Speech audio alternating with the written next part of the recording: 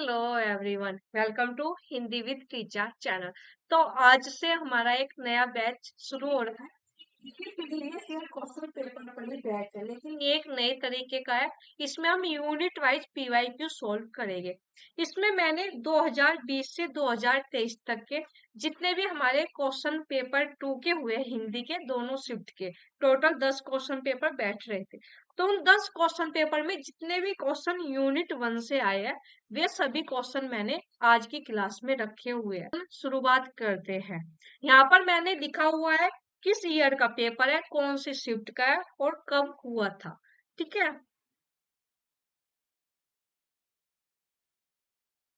Question number 1 है, प्रथम राजभाषा आयोग की स्थापना कब की गई? ऑप्शन 1 7 जून 1951, ऑप्शन 2 8 जून 1953, ऑप्शन 3 9 जून 1954, ऑप्शन 4 7 जून 1955। जो बच्चे पहली बार मेरी क्लास में नहीं आए उनको मैं बता देती हूँ कि पहली बारी में क्लास में आया, रफ कॉपी और पेन ले लीजिएगा, 1 2 3 नंबरिंग कर लीजिएगा, आगे आंसर लिखते हुए चलिएगा। बाद में ये देखिएगा आपके कितने क्वेश्चन सही हो रहे हैं और जो क्वेश्चन गलत हो रहे हैं उनका टॉपिक नोट कर लीजिएगा और जाकर उनका अभी क्लास के बाद रिवीजन कीजिएगा। पीवाईक्यू इसलिए है आपका रिवीजन हो जाए और आपको एक तरफ सब टॉपिक की तरफ लेकर चले जाए कि ये टॉपिक है, यहाँ से क्वेश्चन बनते हैं। आपका काम होता है फिर उन टॉपिक का रिवीजन करना। ठीक है। तो क्वेश्चन नंबर 1 है, यहाँ पर आपको जवाब देना है।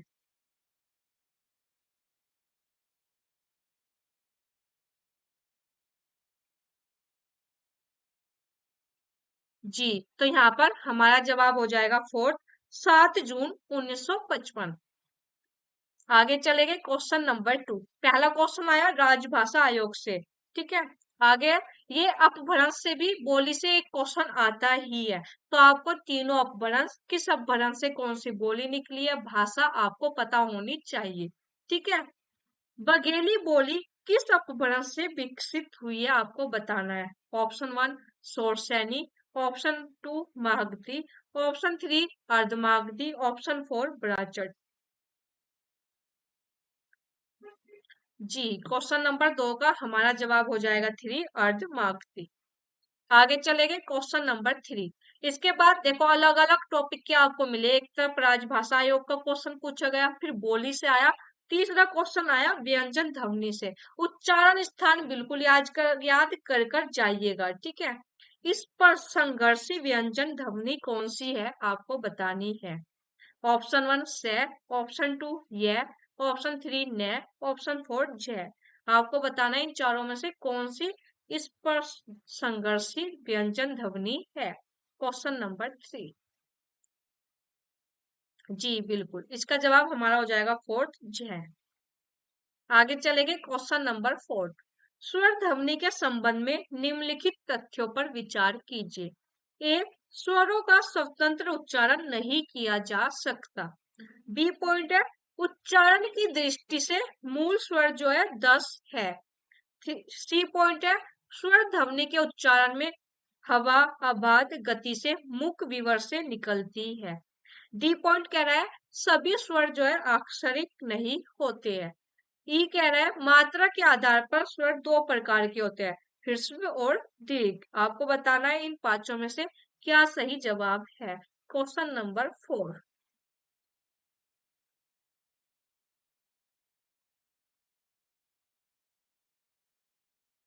जी, यहाँ पर जो है क्वेश्चन नंबर 4 का बिल्कुल सही जवाब दे रहे हो। हमारा आंसर हो जाएगा बी, बी सी ई। पहले जो है ग्रामर से क्वेश्चन नहीं आते थे, लेकिन जून वाले एग्जाम में जो जून 2023 में पेपर हुआ और दिसंबर 2022 में क्वेश्चन हुआ, ग्रामर से क्वेश्चन आने लगे हैं। तो आप लोग भी ग्रामर वाला पोर्शन रिवीजन कर कर जाइएगा। आगे चलते हैं क्वेश्चन नंबर 5। क्रिया के संबंध में निम्नलिखित तथ्य है। ए, जिस क्रिया का फल क्रम पर नहीं कर्ता पर पड़ता है उसे सकर्मक क्रिया कहते हैं। बी पॉइंट है, जो क्रियाएं वाक्य के अंत में रहकर वाक्य को समाप्त करती है वे समापिका क्रियाएं कहलाती है। सी पॉइंट है, जिस शब्द के प्रयोग द्वारा किसी वस्तु के विषय में विधान किया जाता है उसे क्रिया कहते हैं। डी पॉइंट है, एक कर्मक क्रिया में किसी क्रम का होना अनिवार्य है। ई पॉइंट है, क्रिया के मूल अंश को धातु कहते हैं। Question number 5।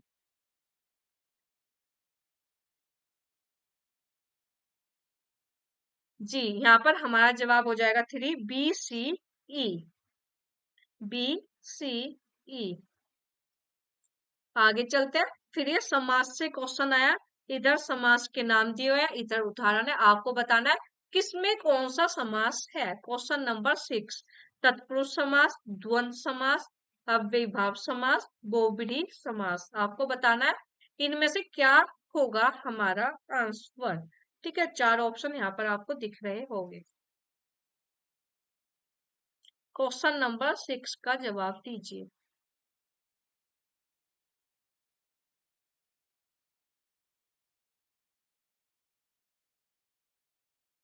जी, यहाँ पर हमारा आंसर हो जाएगा 4, तत्पुरुष समास शिवाल्य। द्वंद्व समास किसमें है? लवकुश। ठीक है। अव्ययीभाव समास यथामति। बहुब्रीहि समास चक्रपाणि। आगे चलते हैं। ये क्वेश्चन गलती से आ गया। आगे चलते हैं क्वेश्चन नंबर 7 पर।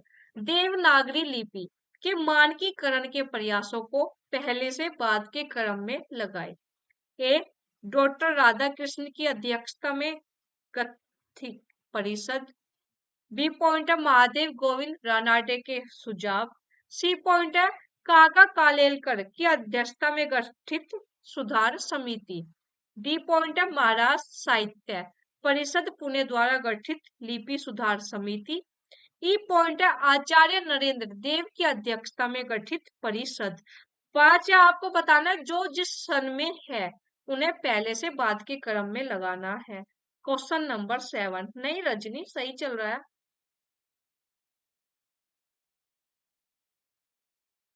क्वेश्चन नंबर 7 का जवाब बताइए। क्लियर है ना? बफरिंग तो नहीं हो रही है ना? जी, यहाँ पर हमारा जवाब हो जाएगा 2, बी डी सी ई ए। ठीक है, आगे चलेंगे। Question number 8। नीचे 2 कथन दिए गए हैं। कथन एक कह रहा है बघेली बोली की अन्य 2 नाम लड़िया और खलताई भी है। कथन 2 कह रहा है डॉक्टर उदय नारायण तिवारी के अनुसार अवधि, बघेली और छत्तीसगढ़ी में बहुत कम अंतर है। 2 कथन है, आपको बताना है क्या जवाब होगा। हाँ, वो रजनी के यहाँ पे नेटवर्क प्रॉब्लम है उनके गांव में, इसलिए उसको बफरिंग हो रही है। वैसे सब ऑल क्लियर है। ठीक है, बोली वाला पॉइंट देकर जाइएगा। देवनागरी लिपि के बारे में पढ़कर जाइएगा। राजभाषा आयोग और उच्चारण स्थान वगैरह देखकर जाइएगा। जी, इसका जवाब हो जाएगा हमारा 4। पहला पॉइंट गलत है, दूसरा पॉइंट बिल्कुल सही है। आगे चलते हैं। Question number 9। देवनागरी लिपि का विकास क्रम क्या है? कुटिल लिपि, ब्राह्मी लिपि, गुप्त लिपि, देवनागरी। आपको 4 ऑप्शन दिख रहे हैं, इनको क्रम में लगाना है कि देवनागरी लिपि का विकास क्रम क्या है। मैंने देखा है देवनागरी लिपि से लगभग हर एग्जाम में जो है क्वेश्चन आया है, तो देवनागरी लिपि को थोड़ा अच्छे से तैयार कर जाइएगा। Question number 9। हाँ जी, बिल्कुल छत्तीसगढ़ी की है, लारी और खलटी। जी, यहाँ पे हमारा जवाब हो जाएगा 2। देख लेते हैं एक बार विकास क्रम। सबसे पहले ब्राह्मी लिपि। ठीक है, उसके 2 भाग हुए, दक्षिणी और उत्तरी। फिर उत्तरी शैली में गुप्त लिपि। फिर सिद्ध मातृका। सिद्ध मातृका का दूसरा नाम क्या है? कुटिल लिपि। फिर कुटिल लिपि जो है इनके 2 भाग हुए, देवनागरी लिपि और शारदा लिपि। तो इस तरह देवनागरी लिपि का विकास हुआ। ब्राह्मी लिपि, गुप्त लिपि, सिद्ध मातृका या कुटिल लिपि और फिर देवनागरी लिपि, ये विकास क्रम है। ठीक है, आगे चलते हैं। Question number 10। हिंदी में अनुनासिक व्यंजनों की संख्या कितनी है? 3, 4, 5, 6। आपको बताना है, क्वेश्चन नंबर 10 का जवाब देना है कि हिंदी में अनुनासिक व्यंजन कितने हैं। जी बिल्कुल, यहाँ पर हमारा जवाब हो जाएगा 5। प्रत्येक वर्ड का 5वां अक्षर जो है अनुनासिक व्यंजन है। 5 वर्ड कौन से समझ पा रहे होगे? कचट, टप, केवर्ग, चैवर्ग, टैवर्ग, तैवर्ग और पैवर्ग। ठीक है, इन वर्ड का जो पांचवा वर्ण है वो जो है अनुनासिक व्यंजन कहलाता है। ठीक है, आगे चलते हैं क्वेश्चन नंबर 11। गोविंद वल्लभ पंत की अध्यक्षता में संयुक्त संसदीय राजभाषा समिति का गठन कब किया गया? Option 1 1951, option 2 1953, option 3 1955, option 4 1957। Question number 11 का जवाब दीजिएगा।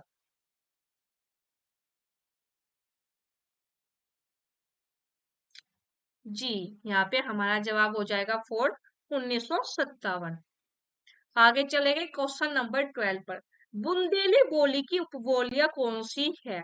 यहाँ पर ये देखने की कोशिश कीजिएगा क्वेश्चन कहाँ से ज्यादा पूछे जा रहे हैं, और जो क्वेश्चन आपके गलत हो रहे हैं उनका जाकर आपको अभी रिवीजन करना है।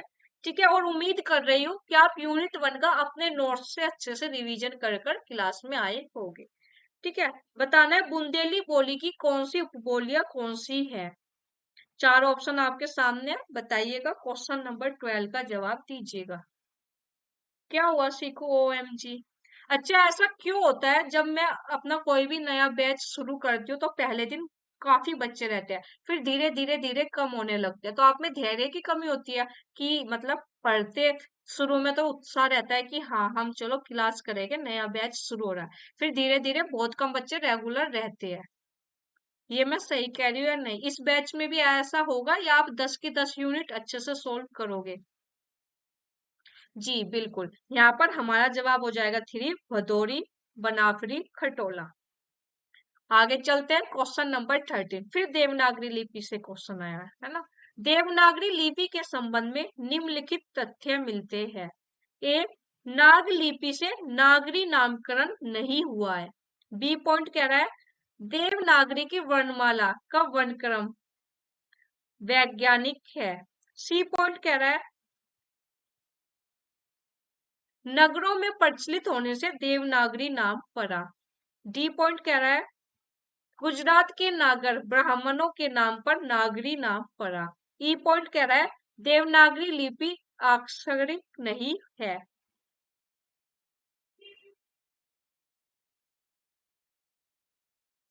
शिवानी कह रही है इसमें करेंगे सब क्योंकि एग्जाम पास है। हाँ सही कह रहे हो।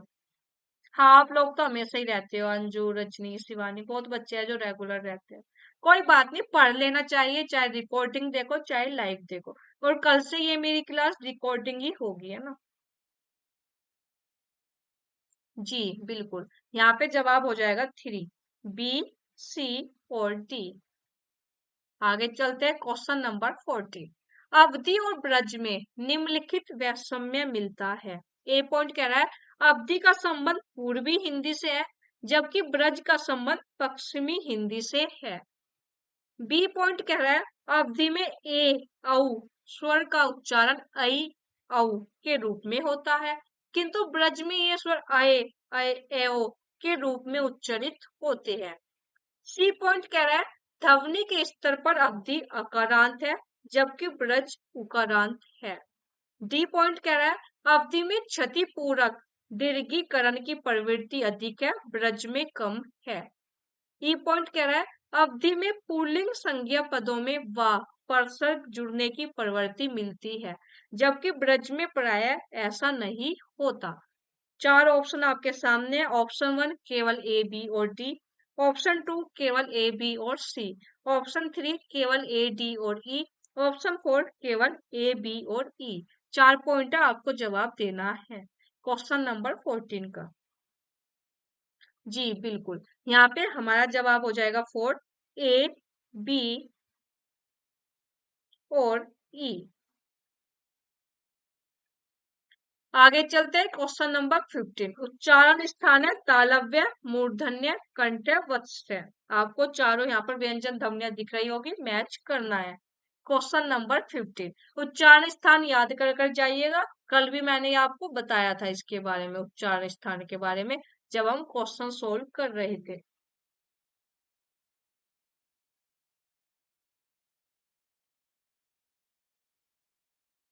जी बिल्कुल, यहाँ पे हमारा जवाब हो जाएगा फोर्थ। आगे चलते हैं।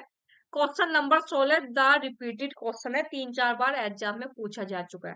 निम्नलिखित में से आर्य भाषाओं में शामिल नहीं है। यूनानी, लैटिन, प्राकृत, तुर्की, इन चारों में से कौन सी आर्य भाषा शामिल नहीं है? बताइए, क्वेश्चन नंबर 16 का जवाब दीजिए।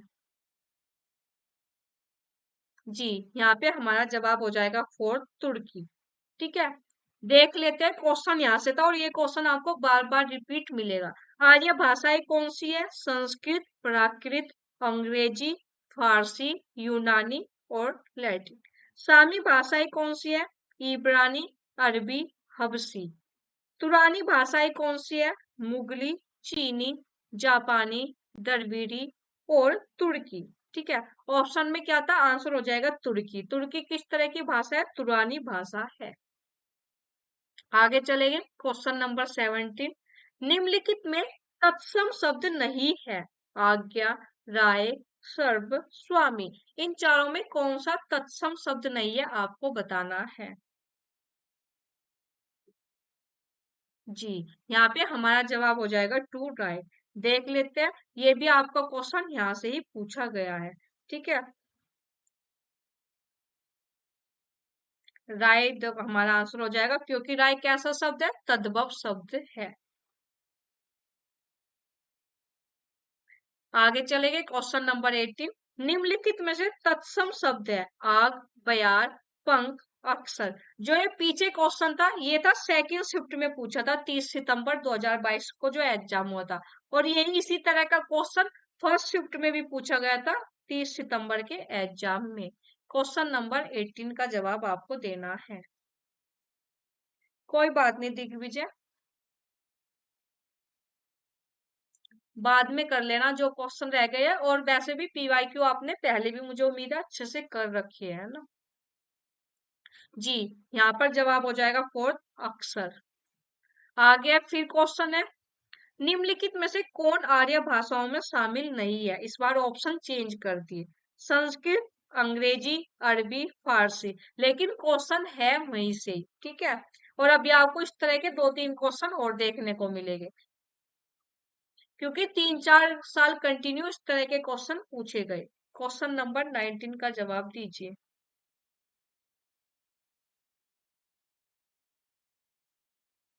जी बिल्कुल, यहाँ पे हमारा जवाब हो जाएगा अरबी। आगे चलते हैं, निम्नलिखित में से कौन सा तद्भव शब्द नहीं है? अभी 26 दिसंबर 2021 को जो पेपर हुआ था उसका क्वेश्चन है। राय, खेत, दाहिना, कवि। आपको बताना है इन चारों में से कौन सा तद्भव शब्द नहीं है। Question number 20। हाँ जी बिल्कुल, इसमें हमारा आंसर हो जाएगा कवि। फिर है ये क्वेश्चन, देख चुके हैं पहले, अब नहीं देखेंगे, रिपीट क्वेश्चन आपके एग्जाम में हुआ था। ठीक है, वही इसका आंसर फिर से क्या हो जाएगा? अरबी। आगे चलते हैं, कांता प्रसाद गुरु के अनुसार, क्वेश्चन नंबर 22। कांता प्रसाद गुरु के अनुसार निम्नलिखित का हिंदी भाषा की उत्पत्ति के अनुसार सही क्रम है। ए शौरसैनी, बी नागर अपभ्रंश, सी पश्चिमी हिंदी, डी वर्तमान हिंदी। आपको बताना है, इन चारों का क्रम बताना है कांता प्रसाद गुरु के अनुसार। हिंदी भाषा की उत्पत्ति के अनुसार सही क्रम है। Question number 22। जी 22 का बिल्कुल सही जवाब बता रहे हैं, ए बी सी डी, जिस क्रम में ये है वही क्रम है। सबसे पहले शौरसैनी, फिर नगर अपभ्रंश, पश्चिमी हिंदी और उसके बाद वर्तमान हिंदी। आगे चलेंगे, क्वेश्चन नंबर 23। राजभाषा आयोग का गठन कब हुआ? आपको बताना है। राष्ट्रपति का आदेश, राजभाषा अधिनियम और राजभाषा नियम। 1976, 1955, 1960, 1963। आपको मिलान करना है। Question number 23।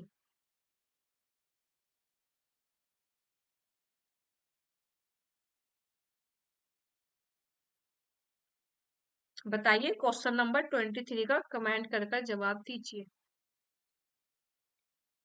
जी बिल्कुल, यहाँ पे हमारा जवाब हो जाएगा 1।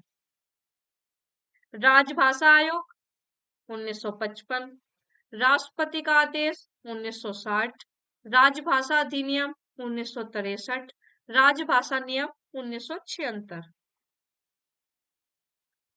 आगे चलेंगे। निम्नलिखित में से कौन सी भाषा सामी भाषाओं में नहीं है? इस बार कौन सा क्वेश्चन बदल दिया, आर्य भाषाओं की जगह सामी भाषा दे दिया। हम पीछे देख कर आए, जवाब आप दीजिएगा। ऑप्शन 1 इब्रानी, ऑप्शन 2 अरबी, ऑप्शन 3 हबसी, ऑप्शन 4 फारसी। क्या जवाब होगा बताइएगा। Question number 24। वैसे आपको पता चली गया होगा क्योंकि हम पीछे इस तरह के क्वेश्चन देख कर आ चुके हैं। जवाब हो जाएगा फारसी, क्योंकि फारसी जो क्या है, आर्य भाषा है।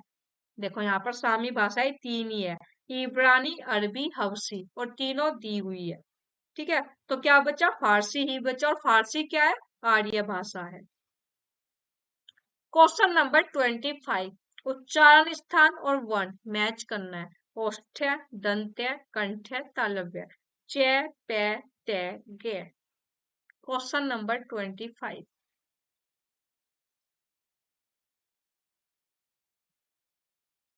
जी बिल्कुल।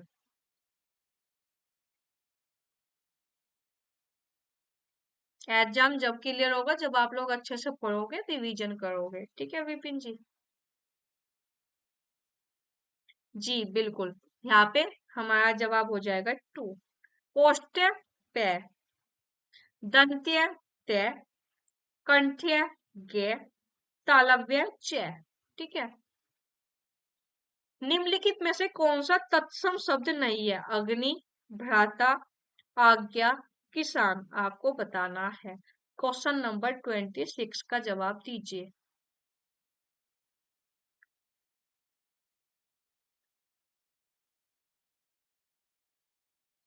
जो लोग अब क्लास में इस टाइम डेली क्लास में रहिएगा, शाम को 7 बजे हम यूनिट वाइज पीवाईक्यू सोल्व कर रहे हैं।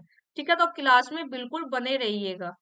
ठीक है, ऐसा नहीं है आज क्लास आए कल स्किप की, नहीं, 10 के 10 यूनिट के पीवाईक्यू जरूर सोल्व करिएगा आप लोग। गुड इवनिंग गोद सुमित जी। जी आंसर हो जाएगा 4 किसान। आगे चलते हैं। फिर से थोड़ा चेंज है, तो रिपीट क्वेश्चन यूनिट 1 के होते हैं, ये आप खुद भी देख रहे होंगे। क्वेश्चन नंबर है 27। राष्ट्रपति का आदेश, संसद की राजभाषा समिति के सुझाव, सी पॉइंटर राजभाषा अधिनियम, डी संकल्प। इधर सूची लगी है। सूची दो में है 1968, 1955, 1959, 1963। कितने ईयर के करेंगे? 2020 से 2023 तक के है इसमें। ठीक है। हाँ, शाम को 7 बजे रोज आपको क्लास मिल जाएगी।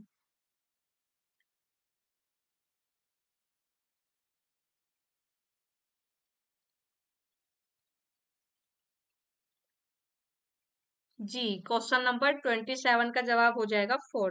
राष्ट्रपति का आदेश 1955, संसद की राजभाषा समिति के सुझाव 1959, राजभाषा अधिनियम 1963, संकल्प 1968। क्वेश्चन नंबर 27 का हमारा जवाब हो जाएगा 4th। 28। निम्नलिखित में से कौन सा शब्द तद्भव नहीं है? ठीक है। काज, आखर, कान, वायु।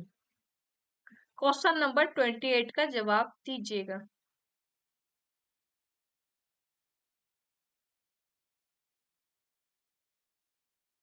जी बिल्कुल, यहाँ पे जवाब हो जाएगा 4th वायु।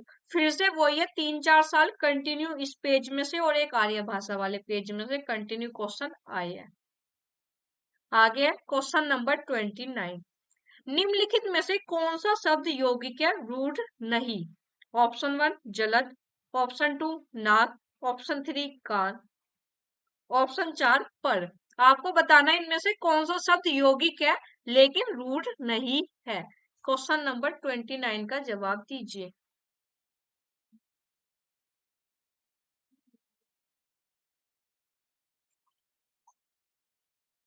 जी यहाँ पर हमारा जवाब हो जाएगा 1 जलद। देख लीजिए यहाँ पर ऑप्शन भी आपको नाक, कान, पर किस तरह के है, रूढ़ शब्द है, और जलद किस तरह का है हमारा, यौगिक शब्द है। देखो तीनों ऑप्शन भी यही दिए गए हैं, कान नाक पर। इससे पता चलता है कि क्वेश्चन यहीं से बना है। ठीक है, तीन चार गिने चुने एग्जाम्पल दिए हैं और वही हमारे पेपर में पूछे गए हैं, तो ये दर्शा रहा है कि क्वेश्चन यहीं से बना है। आगे चलेंगे क्वेश्चन नंबर 30। तारीख शब्द निम्नलिखित में से किस भाषा का मूल शब्द है? पोर्चुगीज, अरबी, तुर्की, हिंदी। चारों ऑप्शन है, आप बताइएगा। क्वेश्चन नंबर 30 का जवाब दीजिएगा कि जो तारीख शब्द है किस भाषा का शब्द है, आपको बताना है।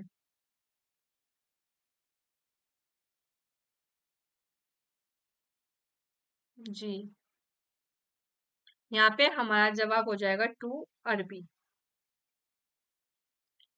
ये रे शब्द शब्द लिखे हुए हैं, ठीक है, कौन सा किस भाषा का है। चलते आगे क्वेश्चन नंबर 31। आप देख रहे होंगे उच्चारण स्थान के कितने क्वेश्चन पूछे जा चुके हैं, तो यहाँ से हमें सीख लेनी है कि हमें यह सब रिवीजन कर कर जाना है। निम्नलिखित में से तालव्य वर्ण है, आपको बताना है। च, त, टा, जा। आपको बताना है इन चारों में से कौन कौन से जो है तालव्य वर्ण है।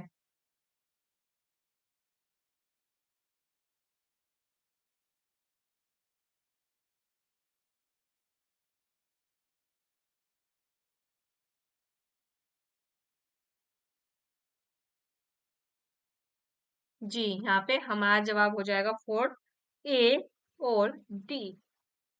ठीक है, चा, छा, जा, झा, अनय। तो च और ज ऑप्शन में है, तो ये तालव्य वर्ण है। ठीक है, देख लो यहाँ पर भी तालव्य वर्ण लिखे हुए हैं कौन कौन से है। ठीक है, आगे चलते हैं क्वेश्चन नंबर 32। राजभाषा आयोग 1955 के अनुसार निम्नलिखित सुझाव दिए गए हैं। ए, हिंदी सर्वाधिक बोली और समझी जाने वाली भाषा है, यही सारे भारत का एक माध्यम हो। बी, 14 वर्ष की उम्र तक भारत के प्रत्येक विद्यार्थी को हिंदी का ज्ञान करा देना चाहिए। सी पॉइंट कह रहा है भारत सरकार के प्रकाशन अधिक से अधिक अंग्रेजी में किए जाए।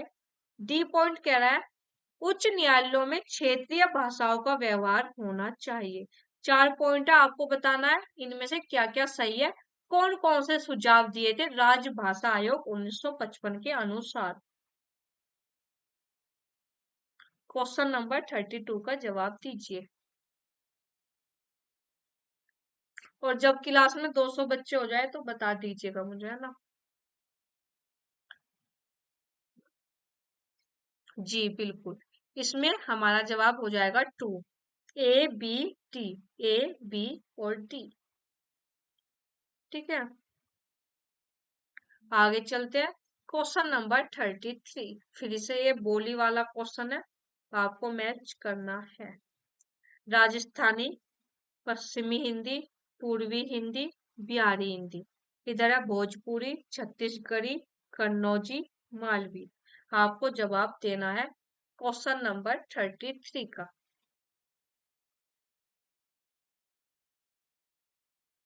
मैच करना है, इजी ही है क्वेश्चन।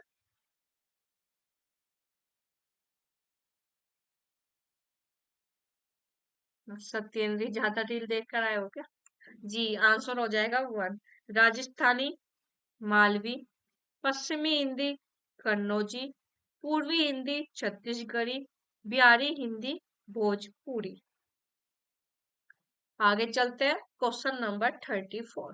निम्नलिखित भाषाओं को विकास के उनके क्रम में व्यवस्थित कीजिए। इस बार ऑप्शन थोड़े अलग है, पहले भी एक क्वेश्चन आपने देखा लेकिन यहाँ पर थोड़ा अंतर किया गया।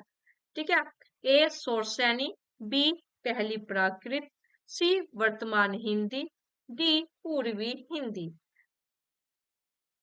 ठीक है, बताइए क्वेश्चन नंबर 34 का जवाब दीजिए।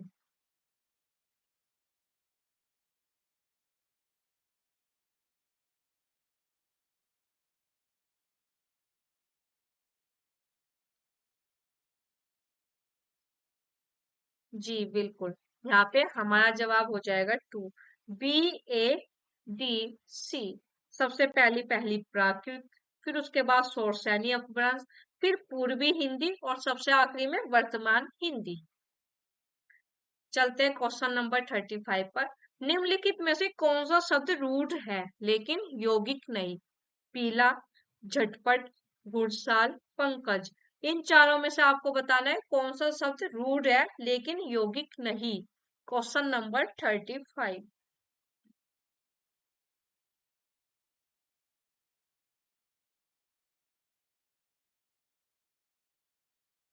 जी, यहाँ पे हमारा जवाब हो जाएगा आंसर पीला।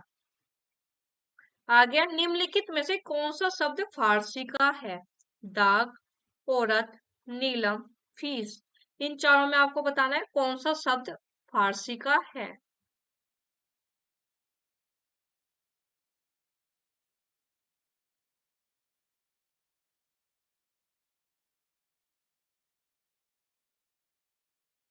जी, यहाँ पे हमारा जवाब हो जाएगा वन, दाग। आगे चलते हैं क्वेश्चन नंबर 37 पर। संविधान के अनुच्छेद 343 में संघ की राजभाषा के बारे में निम्नलिखित में से कौन से प्रावधान किए गए हैं? ए, संघ की राजभाषा हिंदी और लिपि देवनागरी होगी। बी पॉइंट कह रहा है शासकीय प्रयोजनों के लिए भारतीय अंकों का अंतरराष्ट्रीय रूप मान्य होगा। सी पॉइंट कह रहा है राजभाषा के बारे में राष्ट्रपति का एक आयोग का गठन करेंगे। राजभाषा के बारे में जो है राष्ट्रपति एक आयोग का गठन करेंगे। डी पॉइंट कह रहा है उच्च न्यायालय तथा उच्चतम न्यायालय की संपूर्ण कार्रवाई अंग्रेजी भाषा में ही होगी। ठीक है, चार ऑप्शन है आपके सामने, आपको जवाब देना है।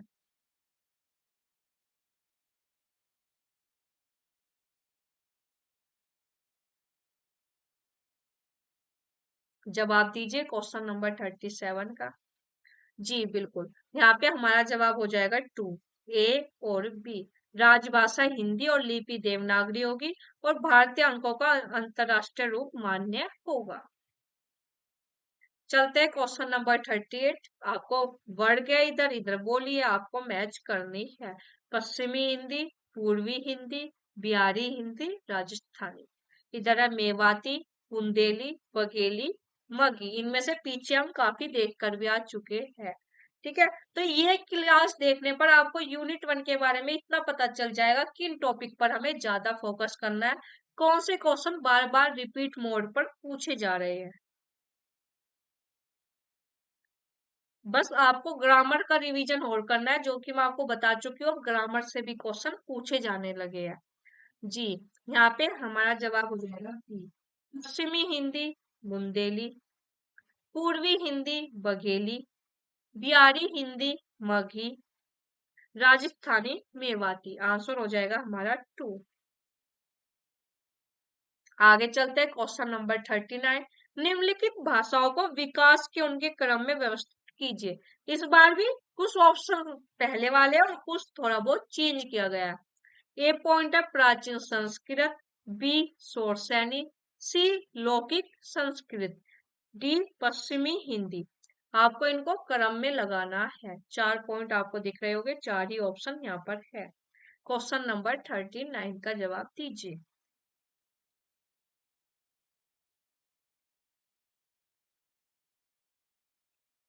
जी, यहाँ पे हमारा जवाब हो जाएगा वन। सबसे पहले प्राचीन संस्कृत, उसके बाद लौकिक संस्कृत, फिर शोरसैनी अपभ्रंश और उससे निकली फिर पश्चिमी हिंदी। ठीक है, तो क्रम हो जाएगा ए सी बी डी। आगे चलते हैं क्वेश्चन नंबर 40। निम्नलिखित में से दंत्य वर्ण है डा, ढा, दे, ध। आपको बताना है इन चारों में से दंत्य वर्ण कौन से है। ठीक है, ये क्वेश्चन है हमारा जून 2020 सेकेंड शिफ्ट में पूछा गया था।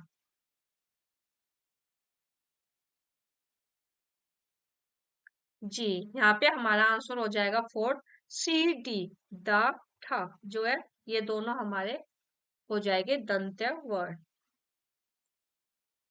आगे चले गए। अब जो क्वेश्चन है 40 क्वेश्चन आपने देखे पिछले जो पेपरों में हुए हैं। 41 जो एक क्वेश्चन है जो अभी हाल ही में एग्जाम हुआ जून 2023 का। ठीक है, मैंने शुरुआत की थी दिसंबर 2022 से, फिर 2021, 2020 और सबसे आखिरी में मैंने रखे है जून 2023 के, जो अभी हाल ही में 17 जून 2023 को हमारा नेट का एग्जाम हुआ था फर्स्ट शिफ्ट का। ठीक है, उसके ये क्वेश्चन है, देखिएगा पढ़िएगा जब जवाब दीजिएगा। ठीक है, क्वेश्चन नंबर 41 है, देवनागरी लिपि के संबंध में निम्नलिखित बातें उपयुक्त है। ए, जैसे बोला जाता है देवनागरी में वैसा ही लिखा जाता है। यूनिट 2 पर होगा, यूनिट वाइज ही चलेगा। ठीक है, डेली। बी पॉइंट है, एक लिपि चिन्ह से अनेक ध्वनियों को व्यक्त करने की क्षमता है। सी पॉइंट है, संविधान में देवनागरी लिपि में लिखित हिंदी को राजभाषा माना गया है। डी पॉइंट है, देवनागरी लिपि में पंजाबी और उड़िया भाषा लिखी जाती है। ई पॉइंट है, ध्वनि और संकेत में निश्चितता है। 5 पॉइंट है, 4 ऑप्शन है, जवाब दीजिएगा। ऑप्शन 1 केवल ए, बी और ई। ऑप्शन 2 केवल ए, बी और डी। ऑप्शन 3 केवल ए, सी और ई। ऑप्शन 4 केवल बी, डी और ई। क्वेश्चन नंबर 41 का जवाब दीजिएगा। जी बिल्कुल, यहाँ पे हमारा जवाब हो जाएगा 3, ए, सी और ई सही है। ठीक है, आगे चलेंगे। क्वेश्चन नंबर 42, स्वनिम के संबंध में उपयुक्त कथन है। ए, वाक्य में शब्दों के संबंध निर्धारित करते हैं। बी, इसका संबंध मौखिक भाषा से है। सी, सार्थकता की दृष्टि से शब्द लघुत्तम इकाई है। डी, यह उच्चरित भाषा की लघुत्तम इकाई है। ई, इसका ज्ञान भाषा के शुद्ध उच्चारण को जानने में सहायक है। 5 पॉइंट है, आपको बताना है इसमें से क्या क्या सही है। ऑप्शन 1 केवल ए, बी और सी। ऑप्शन 2 केवल बी, सी और डी। ऑप्शन 3 केवल बी, डी और ई। ऑप्शन 4 केवल ए, डी और ई। क्वेश्चन नंबर 42 का जवाब दीजिए। और ये बिल्कुल लेटेस्ट पेपर है जो अभी हाल ही में हुआ था। ठीक है, बाद में इसलिए रखा है ताकि आप पिछले 40 क्वेश्चन सोल्व करने के बाद ये देख पाओ कि यदि हम ये क्वेश्चन सोल्व करते पीवाईक्यू तो क्या हमें जून वाले एग्जाम में बेनिफिट होता। ये आपको इसलिए मैंने बाद में रखा है जून 2023 का पेपर। ठीक है, जी यहाँ पे हमारा जवाब हो जाएगा बी, डी, ई। बी, डी, ई। ठीक है, आगे चलते हैं। क्वेश्चन नंबर 43, सूची 1 को सूची 2 से मिलान कीजिए। महाप्राण ध्वनि, घोष ध्वनि, पार्श्विक व्यंजन और ये लुंठित व्यंजन है।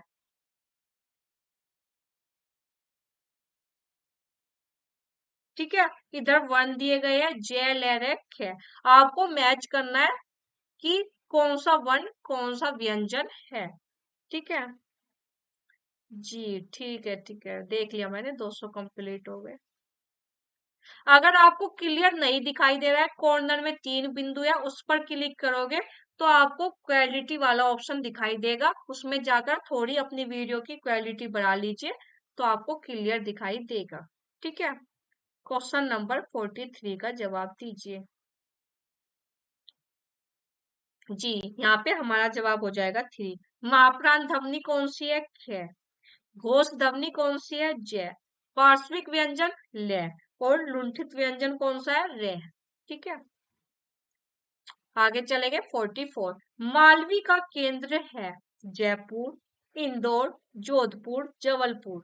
बताइए क्वेश्चन नंबर 44। और आज जब आप क्लास में आए हो तो डेली कल वाली भी देखिएगा, यूनिट 2 के हम हिंदी साहित्य के इतिहास का पेपर सोल्व करेंगे तो उसमें जो है ज्यादा क्वेश्चन मिले हैं। पेपर 1 जो यूनिट 1 है इसमें जो है थोड़े कम क्वेश्चन आते हैं और एग्जाम में तो टोटल हमारे 50 के लगभग बैठ रहे थे, लेकिन कल यूनिट 2 में हमारे 100 के लगभग क्वेश्चन है।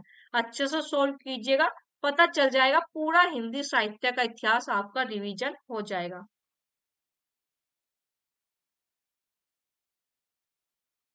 जी यहाँ पे जवाब हमारा हो जाएगा 2, इंदौर। ठीक है, आगे चलेंगे क्वेश्चन नंबर 45 पर। अकारांत एक वचन पुल्लिंग संज्ञाओं के विकृत रूप का प्रत्यय क्या है? आ, ए, शून्य प्रत्यय ई। क्या कह रहे हो सुदेश? किसी का भी कोई डाउट है?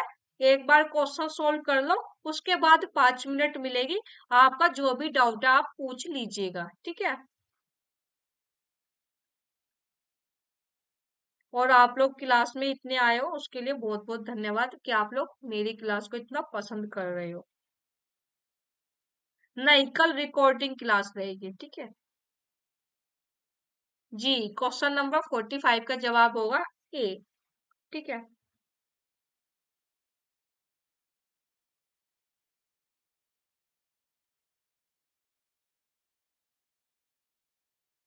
हमारा जवाब हो जाएगा ए। आगे चलते हैं।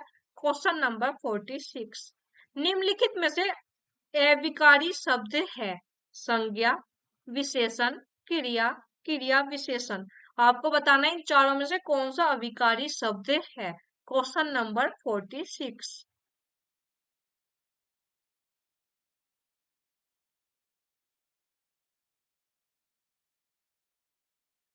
जी बिल्कुल, यहाँ पे हमारा जवाब हो जाएगा फोर्थ, क्रिया विशेषण, ठीक है? इनमें से कौन सा विकारी शब्द है? क्रिया विशेषण। बाकी तीनों जो है हमारे विकारी शब्द है, संज्ञा, विशेषण, क्रिया, ठीक है? आगे चलते हैं। क्वेश्चन नंबर 47, निम्नलिखित में से अर्ध संवृत स्वर कौन सा है? आपको बताना है। आ, ए औ, ए ओ, उ पर आओ, आपको बताना है। ओके रितु जी, बताइए क्वेश्चन नंबर 47, निम्नलिखित में से अर्ध संवृत स्वर है? आपको बताना है।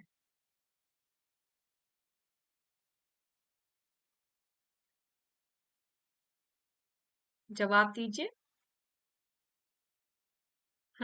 शिवानी, आंसर हो जाएगा 3 A O, ठीक है? आगे चलते हैं। क्वेश्चन नंबर 48, गिरिधर गोबरी समास का उदाहरण है। कथन एक कह रहा है, कथन दो कह रहा है रामकृष्ण तत्पुरुष समास का उदाहरण है। दो कथन आपके सामने है, आपको बताना है इन दोनों में क्या सही है। दोनों कथन सही है। ऑप्शन दो कह रहा है दोनों कथन गलत है। ऑप्शन थ्री कथन सही, कथन एक जो है सही है, कथन दो गलत। ऑप्शन फोर कह रहा है कथन एक गलत, कथन दो सही। लगभग 50 के लगभग है। अभी हमारे 4-5 क्वेश्चन बचते हैं, ठीक है? ये क्वेश्चन मैंने अपने अकॉर्डिंग नहीं बनाए हैं, जितने मुझे मिले हैं, जो कि मैंने आपको बताया 2020 से लेकर 2023 तक के 10 क्वेश्चन पेपर थे, मैंने छांटे, हर क्वेश्चन पेपर ध्यान से देखा, यूनिट वाइज मैंने क्वेश्चन बनाए, ठीक है? तो ये मैंने ऐसा नहीं है कि 50 बना दिए या 52 बना दिए, जितने मिले उतने बनाए हैं, ठीक है? उतने मैंने यहाँ पर रखे हैं। जी बिल्कुल, यहाँ पर हो जाएगा हमारा 3 1 पॉइंट तो सही है। गिरिधर में जो है बहुब्रीहि समास है, लेकिन कथन दो गलत है। रामकृष्ण में जो है तत्पुरुष समास नहीं है। हाँ जी, रामकृष्ण में जो है द्वंद्व समास है, ठीक है? आगे चलते हैं। ये थे हमारे फर्स्ट शिफ्ट के, सॉरी, फर्स्ट शिफ्ट का पेपर चल रहे थे अब तक, 17 जून जो 2023 को पेपर हुआ था। अब जो ये क्वेश्चन है ये सेकंड शिफ्ट के है, लेटेस्ट क्वेश्चन है, जो हमारा 17 जून को पेपर हुआ था, ठीक है? क्वेश्चन नंबर 49 है, उपयुक्त कथन का चयन कीजिए। कोई स्क्रीनशॉट ले लीजिए और मुझे बाद में भेज दीजिएगा, ठीक है, टेलीग्राम पर। उपयुक्त कथन का चयन कीजिए। ए, स्वरों का स्वतंत्र उच्चारण नहीं किया जा सकता है। बी, स्वनिम के दो भेद होते हैं, खंडे और खंडेतर। राहुल जी अभी बताऊंगी, अभी एक बार क्वेश्चन सोल्व कर ले, उसके बाद आपको बुक बता दूंगी, ठीक है? सी पॉइंट है, स्वरों का स्वतंत्र उच्चारण किया जा सकता है। डी पॉइंट है, हमारा डी पॉइंट कह रहा है सर्वनाम में लिंग के कारण रूपांतर हो जाता है। ई पॉइंट कह रहा है उत्पत्ति या विकास की दृष्टि से शब्दों के चार भेद है। अब आपको इनमें से ये चयन करना है, इन चारों में से क्या सही है। ऑप्शन वन कह रहा है केवल B C E. Option two कह रहा है केवल A B E. Option three कह रहा है C D E. Option four कह रहा है केवल बी डी ई। ठीक है, बताइएगा। क्वेश्चन नंबर 49 का क्या जवाब है?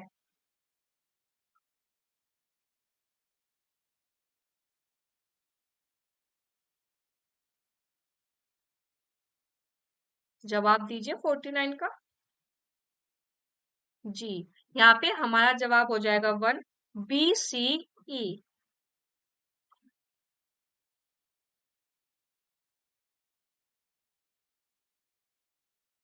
आगे चलते हैं। क्वेश्चन नंबर 50 है, संसार की कोई लिपि यदि सर्वाधिक पूर्ण है तो वह एकमात्र देवनागरी है। यह कथन किसका है?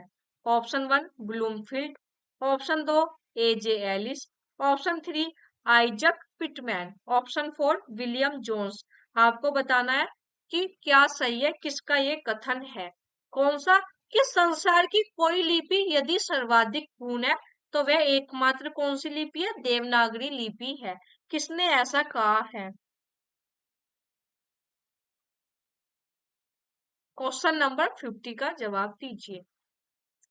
जी, यहाँ पर हमारा जवाब हो जाएगा आइजक पिटमैन। आगे चलते हैं। क्वेश्चन नंबर 51, भाषा के संबंध में निम्नलिखित कथनों पर विचार करें। ए पॉइंट कह रहा है, मानव भाषा में भूमिकाओं की परस्पर परिवर्तनीयता होती है। बी पॉइंट कह रहा है, विविधता मानव भाषा का अभिलक्षण नहीं है। सी पॉइंट कह रहा है, मानव भाषा यादृच्छिक होती है। डी पॉइंट कहता है, भाषा द्वैतता को अभिरचना की द्वैतता भी कहते हैं।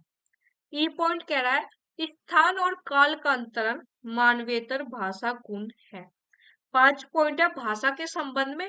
आपको बताना है चार ऑप्शन में से क्या सही है। ऑप्शन 1 केवल ACE, ऑप्शन 2 केवल BCD, ऑप्शन 3 केवल CDE, ऑप्शन 4 केवल ACD। 20 से 30% PYQ से हमें हेल्प होती है राहुल जी, ठीक है। जी, यहाँ पे हमारा जवाब हो जाएगा 4, ACD, ACD, ठीक है। आगे चलेगी क्वेश्चन नंबर 52। देखो अभी लेटेस्ट पेपर है, बोली से आया है। बोली एक तो बोली जरूर, बोली अपभ्रंश ये देख कर जाना, देवनागरी लिपि पढ़कर जाना, ये गठन हुए हैं जितने भी आयोग के, ये सब देख कर जाइएगा। ठीक है, 2-3 क्वेश्चन ही बचे हैं संतोष जी, ज्यादा नहीं है, ठीक है। निम्नलिखित में से अर्धमागधी अपभ्रंश से किस बोली का संबंध है? अवधी, मगही, भोजपुरी, कन्नौजी। और समास ये पढ़कर जाइएगा, क्रिया किसे कहते हैं, ठीक है। और उच्चारण स्थान वाला बिल्कुल एक पेज पे पूरी टेबल बना लीजिए। अगर अभी तक नहीं पढ़ा है तो टेबल बनाकर आज ही ये काम कर लीजिएगा, और जहां पर आप पढ़ते हो सामने चिपका लीजिएगा, एग्जाम तक अच्छे से याद हो जाएगी। इसकी PDF अवेलेबल नहीं है, ठीक है, जो ये हमारी यूनिट वाइज है। जी, 52 का आंसर हमारा हो जाएगा अवधि। आगे चलते हैं। देखो फिर से उच्चारण स्थान से क्वेश्चन आया, निम्नलिखित में से मूर्धन्य ध्वनि कौन सी है? आपको बताना है। 5 यहाँ पर आपको वर्ण दिखाई दे रहे हैं, इनमें से मूर्धन्य ध्वनि कौन सी है? 4 ऑप्शन है। ऑप्शन 1 है केवल ADE, ऑप्शन 2 केवल BCE, ऑप्शन 3 केवल ACE, और ऑप्शन 4 है केवल ABE। 4 ऑप्शन है, बताइएगा। बताइए क्वेश्चन नंबर 53।